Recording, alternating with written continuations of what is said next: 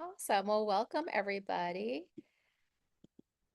Still going to be admitting some folks as we get started because, as always, we have a packed agenda today. Thank you all for tuning in.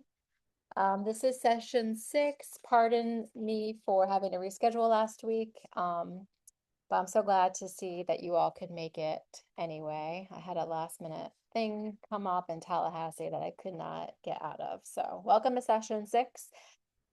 We're actually 6 months into LCAN 101. We kicked off in October. Oh, I have some new folks popping in. And this is actually the session that I have been looking forward to. I think I said that last time, but I really mean it this time because we're not doing any frameworks. We're not going to do any like research or theories of change, although all of that is important.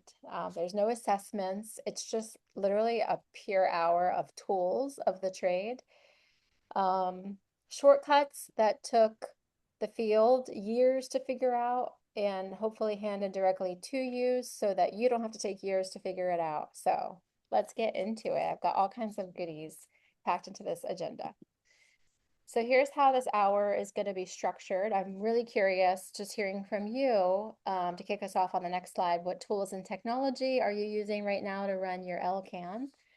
Um, and then we're going to cover our content in 3 layers. There was a lot that I was thinking about in putting this together, and so it made more sense to kind of chunk it out. So we're going to do layer 1, which is about learning and thinking. So this is like the organizations and databases and the people who are leading in our field, doing the best work nationally, networks that are moving population level numbers. We're going to kind of dive into the best of the best in layer 1. So that layer 2 is about connecting and coordinating. Um, and these are the operational tools that can keep these complex, very distributed networks that as we've talked about so far. What the heck is an LCAN?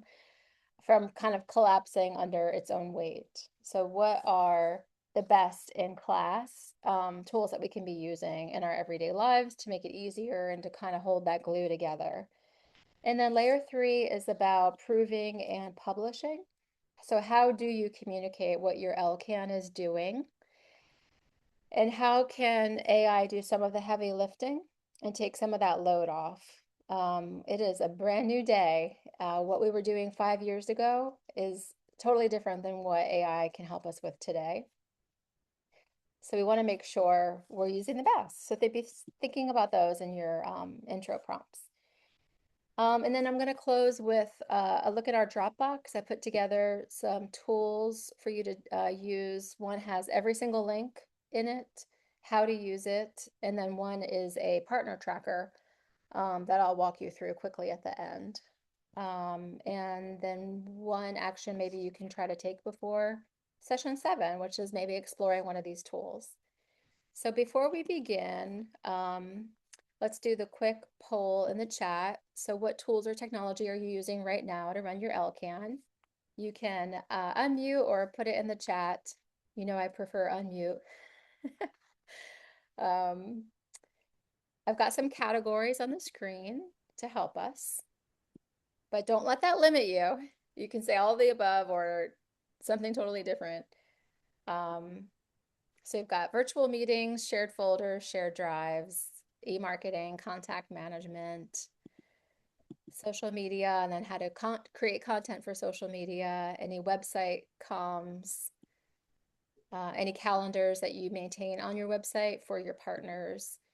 What kinds of task trackers do you use to manage all those spinning plates? Is anyone using any project management software? And data dashboards. I know some of our LCANs have some pretty robust dashboards. And how do you keep all of that tracked? Are you doing Tableau Public or some other software? I think that was it. Oh, and AI tools. What AI tools is everyone using? What do you like? Are you paying for anything? So let's see if anyone put anything in the chat. Oh, all of the above, doing a lot of work in Salesforce. Yeah, I didn't even put a Salesforce in there, but that's a good one, especially for the community foundations that are some of our backbones. it might have those subscriptions that can get pretty pricey for some of our more humble and lean LCANs. Our list is too long for me to type it in. Maybe tell me what You, you love. what's that? Maybe tell me what you love. What type of Um, do you love that's holding it all together for you? well, there's different pieces, right? So in terms of data, I really like using Jobs EQ because it enables me to, and we have someone whose job is business intelligence, so she does the more advanced work for us, but I can pull an industry, an occupation, a region, um, and that data really helps in having conversations.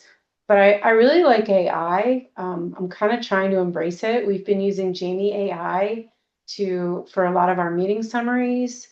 Um, we use notes for small things like chat, GPT.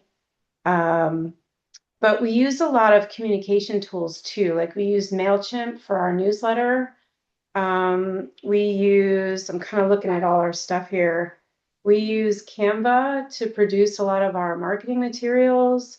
We use Google Analytics a lot to show our impact. So, like, as we speak, right before this call, I was in Google Analytics pulling all of our, not just how many people have viewed the different career pathways resources that we have on EarnUp, but digging deeper to see like who's using it and which pages and how often per month, just to kind of get an idea of what's working. And it was really amazing to see that we did a paid social media campaign on March 2nd, and the numbers like doubled that day.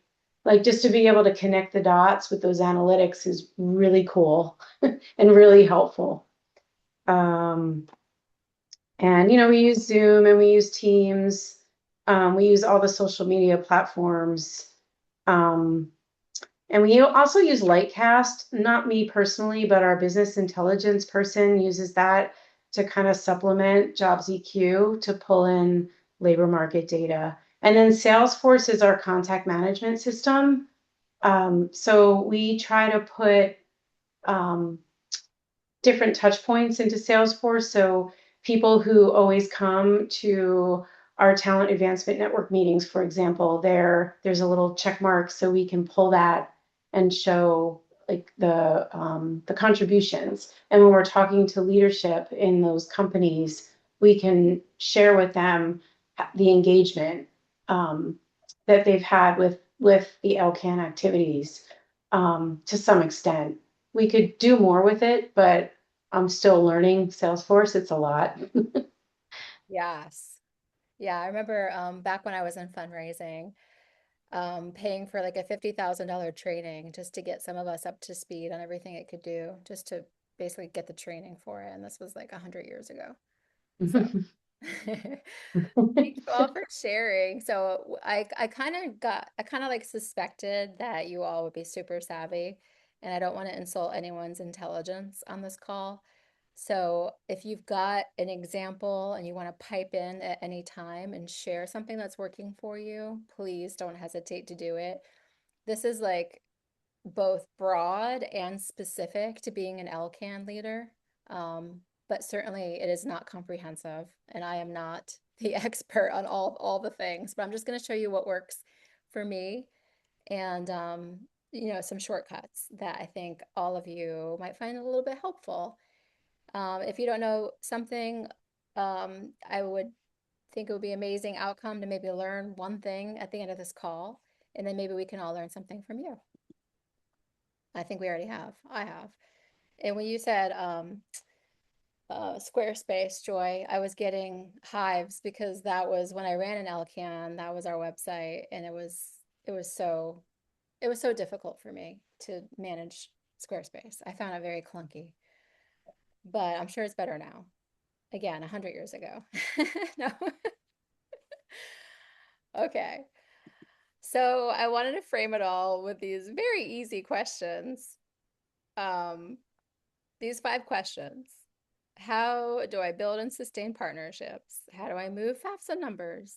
How do I make the case to funders? How do I support students who stopped out? How do I connect workforce to my table? Really easy questions, right? I just picked 5 random ones that came up in the past week. Um, because I feel like when we're talking about tools and technology and resources, this is kind of the filter because there is so much out there and more every day. This can be a filter for everything that we decide to use, and especially anything that we pay for. So every organization, every tool, every database we covered today exists to help answer at least one of these questions. So this was kind of my framing for kind of coming up with the best of the best in service to answering these questions as best we can. So let's keep them in mind as we dive in, and we're going to get into layer one, the pillars. And so the pillars for the pillar for layer one is knowledge. It's the knowledge ecosystem. So these are the organizations that should be in your browser, heart, bookmarks, starred, your go-to resources. And so we're going to walk through them quickly. Some of them are obvious, like we've got a couple FCAN resources here, and then maybe some that you haven't seen before. So again, this comes with a handout that has the links and landing pages for every resource we're going to share. So in service to not filling up the screen with annoying words, I just picked logos. So out loud, we're going to walk through it together, but just know that you're going to get that handout. So I find on the FCAN side, obviously you are all part of the Florida College Access Network. We are one happy family. Some of you are new, some of you have been around longer than I have, but we are all together in this. So our research is your research, our dashboards are your dashboards. Nothing is a secret. We freely share everything. We can even share access to subscriptions and accounts, anything that you need to be successful. Our policy work is built on your input and carries your name on it too. So we feel like we need to be representing our LCANs in everything that we do. So use us, cite FCAN research in all of your partner and funder conversations when that's relevant. Make sure you're staying up to date on what we're producing. We've never produced more content than we have right now. So it is a lot coming out, but also our monthly newsletter captures everything that we did that month and can be your one-stop shop. Once a month, visit the newsletter on our website and kind of get up to speed on what's happening. We just did 2 reports on TRIO in Florida and AmeriCorps in Florida as they relate to college access. Very relevant right now with the TRIO grants coming out this week. Um, but you are not a small local organization doing this by yourself. You are part of a statewide infrastructure and a statewide movement. And next year we'll be celebrating 15 years. So welcome to the family. Let's use each other's resources and consider that door always open. Along with that, we have our National College Attainment Network. Now, I know that this is a membership organization, but with your membership, you get access to their spring training, all of their webinars, reduced admission or registration to their national conference, and lots of tools that you can use as part of your membership. So consider joining the National College Attainment Network.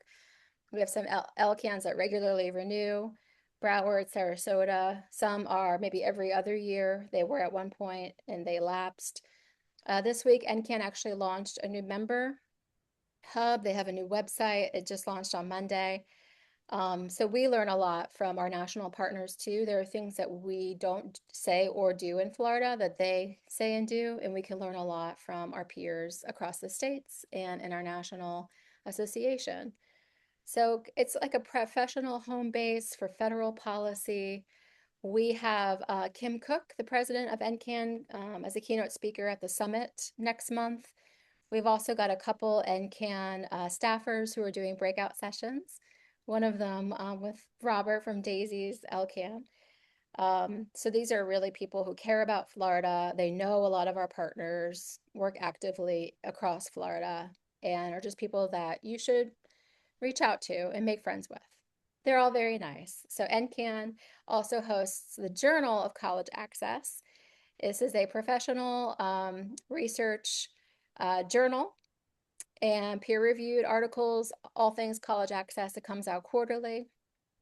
It is actually free. You don't have to subscribe to NCAN to get the Journal of College Access, but that's something that I would definitely encourage you to just bookmark some time for every few months when the new issue comes out. They're doing really amazing stuff.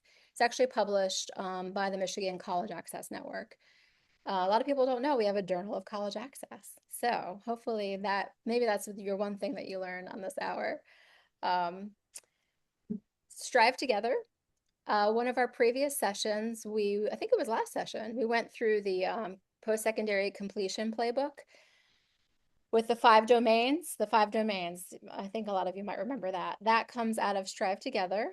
Um, and now I want you to go deeper. So in the handout that you'll get, you will get access to the portal that they have made available for free. It's called the Training Hub. And they walk collective impact organizations. You don't have to be a member of Strive Together. It's open, free. You just create an account and you get access to all of their collective impact training.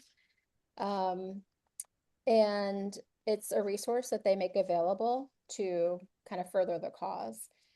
All of the frameworks that they have at Strive are available in the training hub, and any LCAN can use. So we'll touch on some of that in session 8. But the Strive Together Training Hub and then their Insights blog is a live feed of what's working across 70 communities nationally. Not any in Florida right now and not many in the South, but there's still a lot to learn from some peers who are doing this work across the country. So Training Hub and then the Insights blog. The Collective Impact Forum, a lot of you were involved in Collective Impact Forum. They were a close partner of FCAN a few years ago. They're still around. They actually do a virtual conference that's coming up, but this is the FSG and Aspen Institute Joint Home for Backbone Leaders specifically. It's free to join. They've got amazing resources, case studies. The 10 years later research that we referenced in session 1 came out of the Collective Impact Forum. This is where the research behind this entire series lives, a lot of it anyway, also in the Journal of College Access, but the Collective Impact Forum is definitely a top 5 resource. And then Jobs for the Future. Love JFF. It's the strongest resource in the field on workforce pathways, credentials of value, and employer partnerships. I don't know if anyone remembers the 5 domains, but from that session, if domain 3 is a gap in your network, with workforce partners, this is really where you go. And some of you were on a call earlier today where I mentioned a tool that JFF published on organizational sustainability and organizational strength. And that's just one of hundreds of goodies that they have on their website. So these are sort of the pillars. The next part of layer 1 is the dashboards. And I only, look, I had to hold myself back from giving you even more dashboards. So same filter, those 5 questions, right? Everything's kind of getting filtered to make this relevant to us. So each one of these you can open right now, type in your county, and then find something you can use in a meeting next week. That is the goal here with all of the dashboard resources. So of course we've got our FAFSA challenge. You already know about this. Real-time FAFSA completion, at least real-time meaning 7 to 10 days later, by district, high school, and new this year, legislative district, House and Senate. This is how you walk into a superintendent's meeting with something really specific to say about what's happening to their students in their school and how that trends to previous years. The State of College Access, we launched this in the fall, and it's an interactive tool with actually 4 dashboards in it, and it covers, so you might remember, context, readiness, outcomes, and access and success, all filtered to your county. So it's a way for you to bring to life your attainment profile, the 1-pagers that we give you every February, March. This is all of like the data that builds into your attainment profile. This is kind of how you make the case to a funder or a city commissioner who has never thought about college access before. This is how it relates to all these other indicators that matter to our city, to our community. The Florida Talent Center Data Hub at fltalentdata.org is amazing, powered by the Florida Chamber Foundation. It does have some hiccups when it's loading, depending on your browser speeds. It can kind of take a while, but that just means it has a lot of resources chunked into it from early learning to workforce. And this is filtered by county, zip code, and demographic group. So I love that the charts are snippable. You can pull a visual directly into a presentation without building anything from scratch. I love the Social Capital Atlas from Opportunity Insights. This is Raj Chetty's shop. You heard about that in session 5. And this is the tool that you'll get in your handout. Obviously, you can also Google it, but you type in your county and you see your economic connectedness score. That's that cross-class connection that we talked about. What does that look like across your regions? It is sobering, and it's your case really for why this network matters. Um, the next one that we love and use is the Education to Workforce framework, and that's educationtoworkforce.org, super easy to remember. This is powered by Mathematica. It's also Gates funded and it's built for people like us. It's built for practitioners, teams, people who are trying to have meaningful conversations that improve their communities. So, what Education to Workforce gives you is 37 free resources. Like, that's probably way too many than anybody needs. But it's written for local leaders and it's designed for you to have meaningful conversations about metrics that matter. It takes all the guesswork out of, well, what should we be measuring and why? And it kind of spells it all out for you. It's not a research library that you browse once. It's kind of something that you reference and work with. So if you're wondering where, if you want to publish and you're wondering where you start, the Educational Workforce Framework is your tool to make that happen. And that's what our partners at Aspire did when they were part of our data COP. We used the Educational Workforce Framework and that helped fuel their LCAN's data dashboard. Katie, if you have a second and you can drop that in the link, that would be amazing. I'm sure all of you have used and seen College Scorecard. This is a federal tool. Yes, it still works, at least as of last Thursday. This is where you can type in any Florida college and see, completion rates, cost, earnings after graduation. This is great for employer conversations and for students and families who are asking whether a program is worth the investment, giving you real local responses to pretty important questions so that we're not all using national mindsets when we're at trying to work with students and families. Many of our institutions are extremely affordable in terms of tuition and fees. So the college scorecard really helps bring that to life. It can also help make the case to students who are thinking about leaving the state and paying out-of-state fees to show them that cost of attendance breakdown that is often ignored in some of these conversations. The National Equity Atlas is also wonderful, a little bit more lagging data here, but this is a resource from PolicyLink, and it has county level data on race, income, and education attainment. So you can plug in your county and get a snapshot that you can put, again, directly in a presentation. And it's really useful for those domain 5 conversations. Domain 5 are like, how do I create urgency in my city, in my community, in my county? How do I get people with power and elected officials to pay attention to students who are being left behind and left out of our economy? So the National Equity Atlas can really show you who's farthest behind the goal. And then the Kids Count Data Center, I have used this a lot over the years. Annie E. Casey Foundation, it used to be run at USF, and then it was very briefly housed at another partner statewide group here in Florida. And now it's back at Annie E. Casey.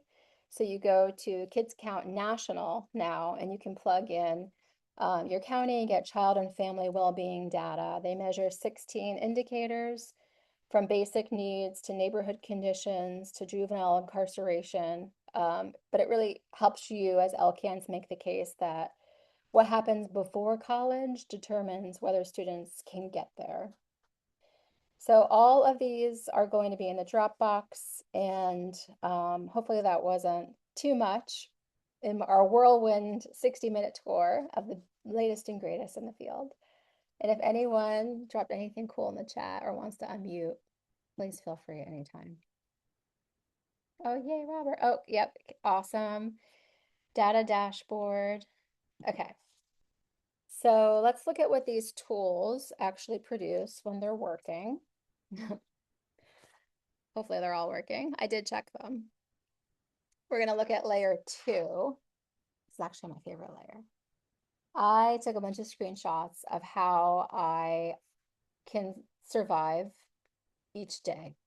So I'm going to be very transparent with you in layer 2, in telling you what I use in my work. Um, so I'm going to skip this case study just for sake of time. I realize I'm only on layer 1. It's already 30 minutes into the call, but you'll see I have 2 data sharing case studies. What data infrastructure can do for our LCANs, what it can do for our partners is CFeed and E3 Alliance, which is a sister to CFeed over in Austin. So if you're coming to the summit, CFeed will be doing a breakout session. Do not miss it. And Midtown Consulting, which is their mainframe, is also an exhibitor. So stop by their table, grill them about CFeed, its 15-year journey, what they're doing now, what they want to do. There is a plan to drop the C from CFeed and be the Florida educational ecosystem database. Let's all talk about that with them and make them know that we care about that and we need that to happen. It's not fair that Daisy and all her amazing partners get the data that none of us can get. Even though you don't actually very easily get the data. I know you have to like submit a query and all that, but it exists, right? And we can't even say that in every other region of our state. So, okay, we're going to talk about layer 2. So how do you manage a complex multi-partner network without losing your mind or your partners? So kind of same questions as earlier, different angle. You've built your LCAN, you're getting partners to the table. How do you manage it without driving yourself crazy? Or I lose you in a year because you can't handle being an LCAN leader. Like who can? It is a lot on our LCAN leaders to be able to juggle so many competing priorities. There are a lot of meeting tools out there. I've used and experimented with a few of them. I really liked Read AI. This for me is an operational layer. And so I'm going to show you actually 4 tools that I use every day. And then I want to hear from you again on maybe layering in some that you use. So if you've been on any session that I or FCAN has hosted, you've seen Read AI or Kimberly's assistant. So you've kind of benefited from it, maybe without even knowing it. I mean, sometimes it sends you annoying emails and meeting recaps. But every recap, every set of show notes that I send out, every action item list that I might have given you after a call. Do you remember what we talked about 6 months ago? Yes, I do, because I have Read AI on my meeting and I can go search my transcripts. So it joins your meeting, it listens, it generates a summary, action items, key questions, and a full transcript automatically. So no note taking, throw away your pencils. No scrambling to remember what Mark said, that beautiful nugget last month. But here's the part that's really cool. This thing is improving all the time. So last month they introduced ADA, A-D-A. It's ADA at read.ai. And this is an email thing, bot that you communicate with that has access to your read files. So I will email ADA and say, hey, we're working on this dual enrollment Mythbuster piece. Remind me what the next step is and what deadline we decided, because I need to add it to my Microsoft Planner. Boom. Ada responds to me immediately, and then I don't have to go hunting for it in my Read AI dashboard. So Ada responds to you from your meeting reports that's then connected to Read. You can ask her anything related to any meeting that she's been on and what a specific partner said. What did we decide on summer melt 3 sessions ago? She finds it. She doesn't hyperbole. There's no crazy AI slop. So for a backbone leader managing dozens of partner conversations, working groups, and teams, this is how you get kind of hours back in your day. You can organize your dashboard by topics and work groups, and it's searchable through the beginning of time. It's very affordable as well. I do have to say, none of what I'm showing you is free. You might be able to start for free, but this is like the Mac Daddy. And here I just have a screen clip on the right showing you, I have the reports on the left side of the screen, kind of in blue. So what you're seeing is a screenshot of all of my reports. It's also connected to calendars. You can turn off the AI on a meeting. So kind of look at it every week and turn it off and on depending on what's, confidential, what you don't want it on. So that's my actual Read AI dashboard, and these are real FCAN meetings, and this is kind of what it looks like in practice. Now, I know a lot of them do it. I just, I thought Read AI was really easy for me and kind of simple to use. And I love the transcripts and that it's pretty affordable. So anyone want to interrupt and share any meeting AIs that they like? I know there's Otter and quite a lot of competitors out there. So I'm not getting paid to endorse any of these vendors. I'm agnostic. I'm just showing you. Pick one that works for you and integrates with whatever platforms you use, and it will change your life. I've been using this, I think, since the first round of COPs that we had. Daisy, I'm thinking about your team because I think somebody on your team was an early adopter and brought one of the bots to our meetings, and I think was talking to us about it. And right after that, I jumped on the bandwagon. So that was maybe 3 or 4 years ago. Second tool is Claude. Um, and this is the one I was saying earlier I use most heavily in my work. It's the one that has changed how I operate as a one-person LCAN network engagement coordinator, whatever the heck I am. So Claude has changed my life. I didn't want to screenshot my Claude platform because it's a mess. So I found another one from my buddy Lance. No, this is just a random one that I found. So you can see generally what it looks like. So you can organize all of your tasks into projects and into chats within the projects. So here you're looking at um, his kind of base camp, his dashboard, and within each card at the bottom is a project, and within the project are the chats. So you can open up a new chat within the project and just constantly have conversations. I use it for long form content, drafting outlines, some partner communications, some session recaps, one pagers. What I use it a lot for is file scanning. You can upload a 250-page report and ask it what's relevant to Alachua County, where I live right now, and it tells you in 2 seconds. I also like it for prototyping. And this is what I think sets Claude apart is the artifacts and the prototypes where it can actually, let's say you want to build something in Canva, but you don't like any of the templates that they're giving you, or you're like, is this the best I can do?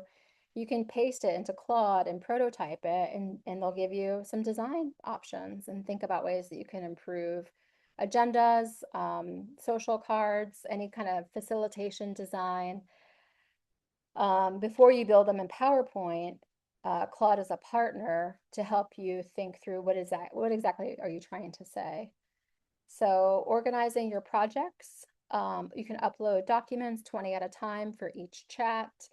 And that's just today. I'm sure it will change next week. You do have to subscribe. It is worth every dollar.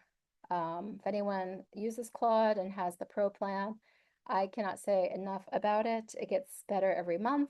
Right now it's on at 4.6. Um, so the Claude project feature, the ability for it to create a Google Doc, to create an InDesign file. It can do so many different things for you that will make your life easier. You're not starting from scratch with this tool. It's kind of building on everything that you've done together by organizing everything into these projects and keeping track of your files. And then you can yell at it and say, "You're asking me a dumb question. I already gave you that file." So everything does have to be verified. This is not replacing any humans. It's full of errors and you have to constantly yell at it. Um, but it's super helpful on a daily basis to have a work friend to be able to bounce ideas off of and design around. So think of it as a drafting assistant, right? Maybe a thinking partner, definitely a research synthesizer. But this is the most useful tool I have found when you're strapped for time and you're working alone. So third tool, Canva. This actually is a snippet from FCAN's Canva. We have gotten way better at using Canva, where all of our projects are in one file. We just keep creating new cards within the carousel. So this is our actual workspace. So we've got all of our summit materials, our legislative FAFSA award graphics. We've got our different LinkedIn, Instagram, X, Facebook posts, speaker badges, newsletter, headers, presentations, all in one place, brandable, branded, shareable with our team. So we don't need graphic designers in our work. So much of it is already there. You don't need to know how to use Photoshop. Canva has templates for every format you will ever need, and then you can always bounce ideas off of AI to make it better or more custom. So any annual reports that you're doing, any one-pagers, social posts, event flyers, video reels. I did our emergency aid video on Canva. It was so much fun. I'm going to be editing the USF president's video on Canva and branding it with Talent Strong Florida because he is recording a video for our opening lunch on May 6th. The nonprofit pro tier is free if you use it through the like nonprofit resource vendor, and I think it's like 119 a year right now if you qualify for. So this is a super affordable design tool. So in session 3, we talked about making data visual and making it shareable, and Canva is how you do that. Daisy, when you did your Alice in Wonderland, you used Canva charts. You were an early adopter of Canva charts that have gotten a lot better since then, because that was a long time ago. A lot of our LCANs don't have communications departments. So this is your one-stop communications department right here. You can build your data snapshot, drop it in a partner email, turn it into a PowerPoint, post it on social, and show up to a funder meeting ready to go with something that looks super professional. And that's your brand, that's your LCAN, that is your badge, and your credibility, and it takes like 5 minutes. It is super idiot proof. MailChimp, this is our FCAN screenshot to some of our recent campaigns. And again, what you're looking at is real. I even included our open rates. We got some 88%. It's a little fuzzy for me to see this on my screen. Apologies for that. 73%. I think our lowest open rate was 58%. And those are not typical email open rates. The industry average is around 20 to 25%. So we're super proud of MailChimp and how we've been able to kind of call our subscribers and really get contacts that care about college access, that want to know what's up in Florida. So when your content is relevant and your emails aren't going to spam, and your audience trusts you, then people kind of open your messages. And that's something that we learned by looking at our analytics. If you were to look at our MailChimp maybe 18 months ago, it would be in the single digits for an open rate. So these tools are really powerful. It can tell you a lot about yourself and what works, to Melissa's point earlier. Some of you might remember, I think it was session 2, we talked about touch points. Does anyone remember that number? How many meaningful touch points do you need to make per year for your partnership to stick? Little quiz show. I should save some of these questions for our annual LCAN quiz show. say someone put in the chat. 12, yes, Joy, A plus. I'm going to have to give you an extra gift card. Yes, this is how you get 12 touch points. You're not going to be able to do it by picking up the phone. Well, maybe in DeSoto, but I'm just saying, most of us can't. But how do you build that rhythm at scale across many partners? It's tools like this. So you building your list, segmenting it. Um, I don't have this in the screenshot, but at the top of the search bar is a drop down where you can look at all your segmentation. So we've got segments for LCANs, we've got segments for our board, we've got segments for lawmakers. So segmenting your list and then setting targeted communications can really feel relevant to each group. And so everyone's not getting the same message all the time. So there are free tiers here, and the free tier can handle 500 contacts and 1,000 emails per month.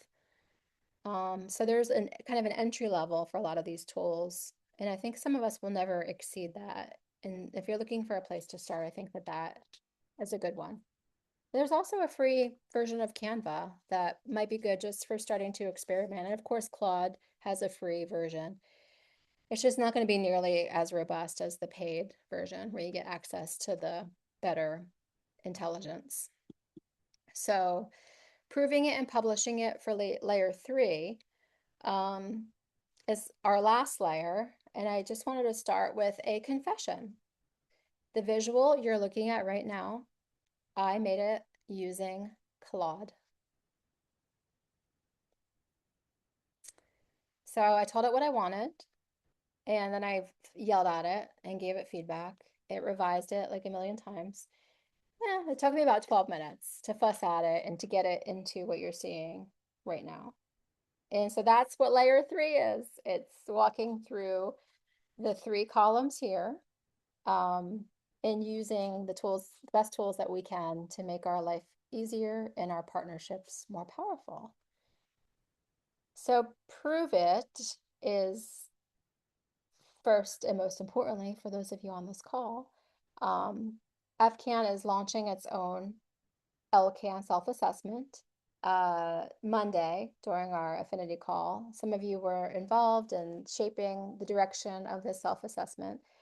It's got 10 elements on a 4-point rating scale, covers everything from governance to data to partner engagement to sustainability. It's more of like a structured conversation that we're building into a Qualtrics tool for your teams, your leadership councils, your governing boards. And it will help you document your progress. Hopefully identify where some gaps are that you can maybe work on or build toward and close, but really make the case for your own value to funders and partners. And so that's been developed with Research for Action, and it will be yours next week. Alongside that, we've got Stephanie Evergreen's data visualization toolkit that we went over in session 3. That's also in Dropbox that I'll show you in a second. And at stephanieevergreen.com. So I already have the checklist and the 4-step visualization process already uploaded for you. But what this is on your screen is this like all-in-one tool that I created with AI. Rather than giving you 100 boxes to open, you just have a one-pager that has everything linked. And so this is just a screenshot from the one-pager. And then FCAN as your backbone when you publish data as part of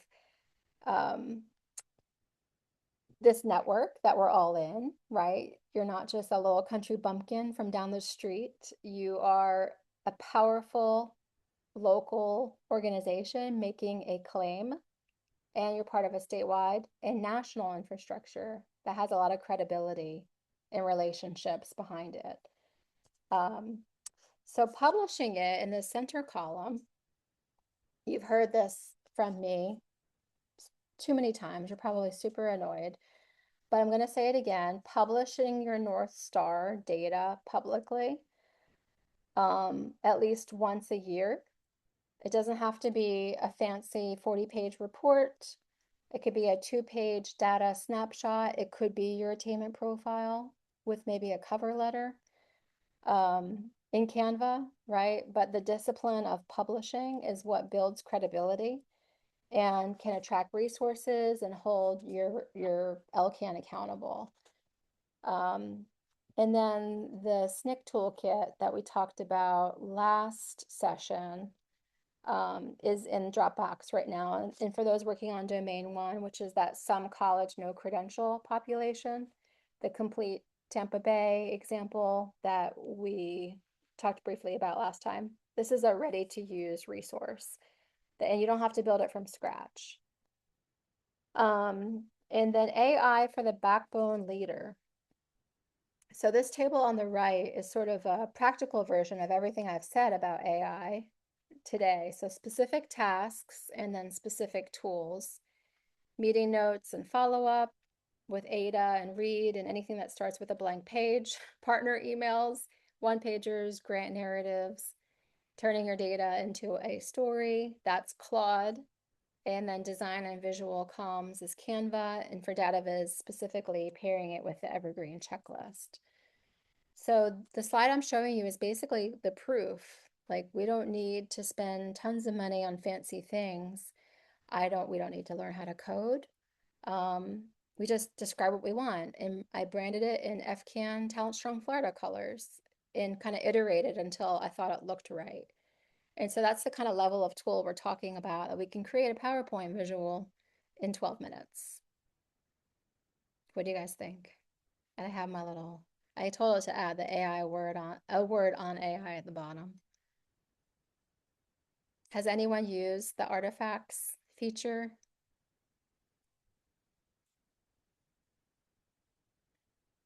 Okay. Well, maybe you'll go forth and prosper. It is the coolest thing. I do have to say it sucks up a lot of your data, like your usage data. So use it kind of sparingly, or it'll put you in a timeout and you'll have to wait a couple hours to use it again. But you'll figure all that out. Um, and that's probably why they're building those giant AI warehouses everywhere, because some of us are using this way too much. So the goal isn't for you to be like these AI experts or to replace our work, which is not replaceable. It's just to give you your time back so you can do the stuff, which is building relationships that only you can do. So taking care of some of the back end to free up our LCAN leaders is really the purpose of layers 1, 2, and 3. So layers and links, the resource guide that this is cut from is here. This is one side of it. So it's a double-sided. And this was all created on Claude. And this will be yours today in the Dropbox. So a little one sentence so you can remember what each resource is for, and kind of open the document and start clicking. So then the partner tracker is the one other tool I wanted to talk to you guys about, because it looks like a really crazy spreadsheet in this screenshot, but it's really a thinking tool. Do I have it? Yeah, okay, good. And it has 3 tabs. So the first tab is mapping every partner you have. This is the LCAN partner tracker that hopefully you can see at the top of the page. FCAN had a version of this.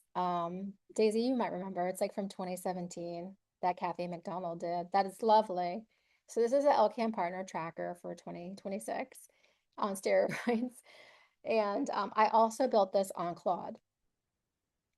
I built this spreadsheet on Claude. I just told it what I wanted and it created it for me. I am not even lying.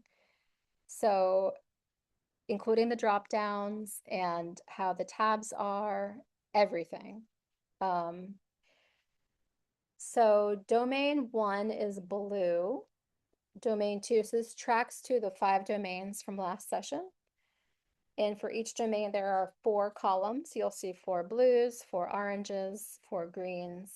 And here, for example, in domain 4, you're tracking whether you have a mentor program in your community. Do you have a near peer intervention? Um, do you have a summer melt strategy? Is a partner working on this? Do you have a scholarship connection? You know, who's owning some of these critical college access pillars? And you as the LCAN are the coordinator and the convener of those projects, of those milestones. And this is a way for you to visualize what your different partners are doing across the domains. You can see where your gaps are at a glance. And in the drop downs, let you sort and determine maybe you've got saturation in one strategy, but you're missing a whole other one. Or maybe it's super hopping in the city, and then outside the city, there's zero resources. So this is the partner tracker. It's the first tab of the tool. And then the second tab is a touch point log. Yes, Joy, 12 meaningful contacts per year. Now, no one's ever gonna forget about that. So this is just a way to think about how you can track this. Obviously, Salesforce would be a great place to store information like this, but it just at least gives you a starter on what types of touches you want to make and how you can um, monitor that. Uh, the interactions that you have with your partners, you can see where you might be falling short, who you spoke with, what domain it touched. Are you hitting all of the areas that you need to as the LCAN container for your village? And then also what the next step is. Like, so what? You spoke to someone and it meant something in that moment, but now what?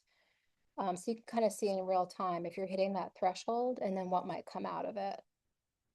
And then 16 is a reminder. I know session 5 or whenever it was might seem like 100 years ago. So in the box in the spreadsheet is a reminder of what the domains are.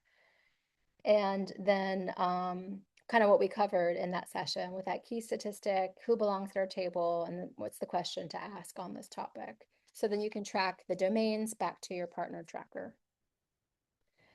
So hopefully you found some of these resources helpful today and are already thinking of what you might want to follow up on and bookmark, and maybe set aside 30 minutes this month to go through one of these resources. Look it up for your county. And if you want some accountability, you can drop your name in the chat next to a resource that you plan to open and maybe want to make a commitment to opening this month. No pressure, but if something intrigues you, we'd love to hear what you might want to follow up with about. And we also have office hours open for you if you wanted a little mini session or tutorial on anything that we talked about today. Happy to do that, share screens, share resources, and help you get started. So we've got shortcuts for shortcuts as we build our muscles over here, following up on Claude. Yes, yes, yes. Um, my husband, some of you know, is a historian, and he gets all of this for free through his university. And he won't share his login with me, so I have to pay for my own subscriptions. But he's using it a lot in doing transcripts and analyzing historical documents, and also translating. So all kinds of amazing capacities exist, and he's got 6 or 7. It's not to be juvenile, but he's got quite a few that he uses for different like historical purposes. But we're always fighting about which one's best, and I just have a total crush on Claude. So I'm sure a lot of other ones are good at many other things. This is just the one that I gush on, and it's because of the artifacts and the project management. Um, Anyone else share some goodies? Yes. Copilot, yeah. Copilot can be pretty good too. So coming up in the next couple sessions, so we talked about sneaky funding a little bit throughout. That's finally coming up with session 7. Um, we gonna talk about, well, some of the agencies with flexible dollars might have been a 2025 thing, but maybe they'll be flexible again someday, at least knowing agencies that have a responsibility for youth development and college access and workforce pipelines that we might want to tap into for our LCAN capacity building. That's at least what we'll cover. Whether or not they actually have flexible dollars on April 23rd, 2026 remains to be seen. So no guarantee, but at least we'll cover agencies that get funding through state pass-throughs. We're also going to work on how to make the investment case to a funder when you're not running direct services, because that's the question every LCAN faces every day. And a lot of us don't have a clear answer. I would say a clean answer for it. So session two's 5 foundations apply directly here. What's in it for the funder is the whole game. So we're going to really spend a lot of time on that for session 7, because that is really the magic. That is how you last and stick around so that you still exist in 2 years and 5 years. And we're not filling the collective impact graveyard with Florida LCANs. So right now we've got 19 LCANs, only 17 are active. We don't currently have active LCANs in Palm Beach and in Marion County. So if we're being honest, we've only got 17 LCANs that are active, and about half of them have leaders who are new in the past 18 months. So sustainability is very central to like everything that I think about for all of the LCANs. How do we make you stick, give you the resources you need to stick around for your communities and really deliver change? So all of that in a tidy 60 minutes. And then maybe you can think about what messages have worked that you've used recently with folks that you're bringing to your tables, because we do have a lot of new folks on this call. We would love to hear if you've said something that really worked, that you can share with all of us. And then we were going to do an in-person one in May, but there's honestly no time. So we're just going to stick with virtual for May for session 8. Kind of the capstone of this 8-session series. This is where everything hopefully will land: your network, your data, your funding, your partnerships. How do we organize all of that into a coherent story, a theory of how you're going to usher in a new tomorrow for your students and families? And then we can create an 18-month action plan for you that gets you toward the outcome that you want to see, and whatever that looks like for you. So be thinking of the outcome you want to drive toward, that North Star, and then we can build a really thoughtful session 8 around planning for that and maybe come ready to work a little bit. So that is our hour, and that recap and links and show notes will be in your inbox shortly. And for anyone who wants to stay on the call, I was going to exit the full screen and just share with you the Dropbox and the time that we have left.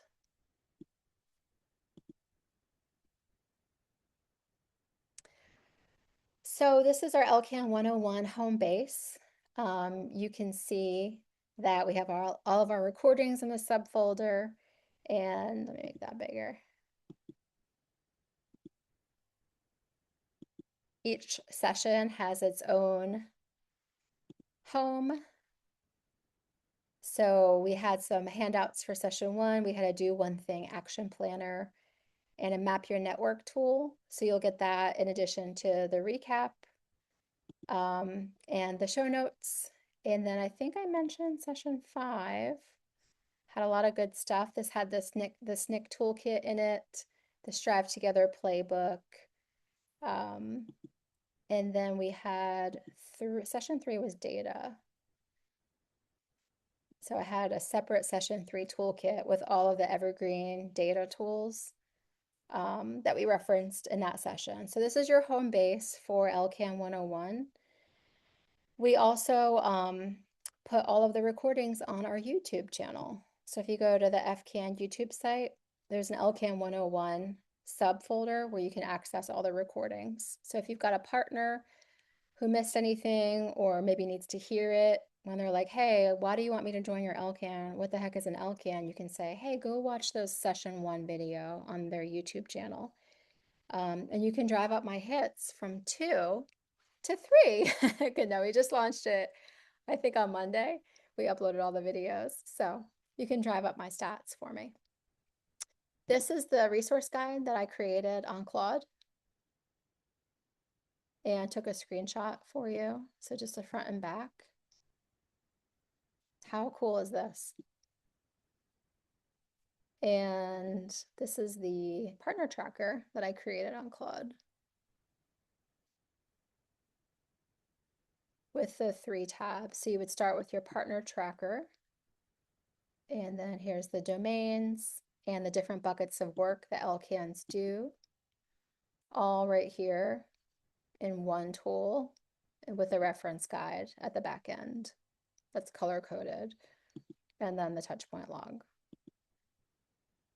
So I wanted to kind of reveal the guts to you and then show you a couple of tools that you can create and maybe experiment with that actually came out of AI and are directly relevant to our work.